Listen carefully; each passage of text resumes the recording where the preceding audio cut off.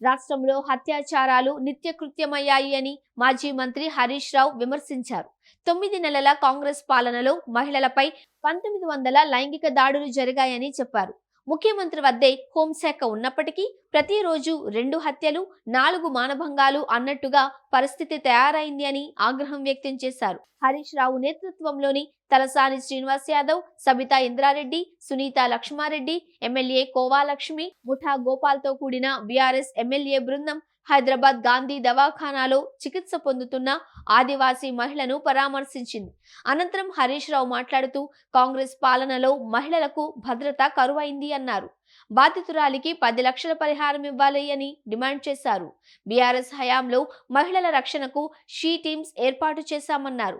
గత 10 ఏళ్లు తెలంగాణను కేసీఆర్ అద్భుతంగా పరిపాలించారు. శాంతి భద్రతలను పటిష్టంగా అమలు చేశారు. ఇప్పుడు హైదరాబాద్ బ్రాండ్ ఇమేజ్ ను దెబ్బతీస్తున్నారు అని విమర్శించారు. రాష్ట్ర ప్రతిష్ట మసకబారుతుంది అని చెప్పారు. స్మగుల్డ్ వెపన్స్ బయటపడుతున్నాయి. ఒకప్పుడు బీహార్లో ఉండే నాటు తుపాకులు తెలంగాణలో రాజ్యమేలుతున్నాయి.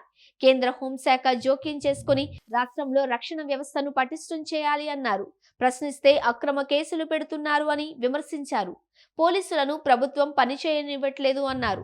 రాష్ట్రంలో ప్రభుత్వం ఫేక్ ఎన్కౌంటర్లు వేస్తుంది అని ఆరోపించారు. వరద విపత్తు సహాయం అందించడంలో, లా అండ్ ఆర్డర్, రుణమాఫీ, విద్యా వ్యవస్థను నడిపించడంలో ప్రభుత్వం విఫలమైంది అని తెలిపారు. మొత్తానికి ముఖ్యమంత్రిగా రేవంత్ రెడ్డి ఫెయిల్ అయ్యాడని విమర్శించారు. ఎంతసేపు ప్రతిపక్షాలను వేధించడం, అక్రమ కేసులు పెట్టడం తప్ప పాలనను గాలికి వదిలేశాడు అన్నారు. మహిళను పరామర్శించడానికి సీఎం రేవంత్ కు సమయం దొరకడో లేదా అని ప్రశ్నించారు. కాగా రాష్ట్రంలో మహిళలకు రక్షణ లేకుండా పోయింది అని మాజీ మంత్రి సబితా ఇంద్రారెడ్డి అన్నారు. మహిళలపై దాడులు జరుగుతూ ఉంటే సీఎం రేవంత్ రెడ్డి కనీసం స్పందించడం లేదు అని విమర్శించారు. హైదరాబాద్లో మహిళలకు భద్రత లేదు, భరోసా లేదు అని విమర్శించారు.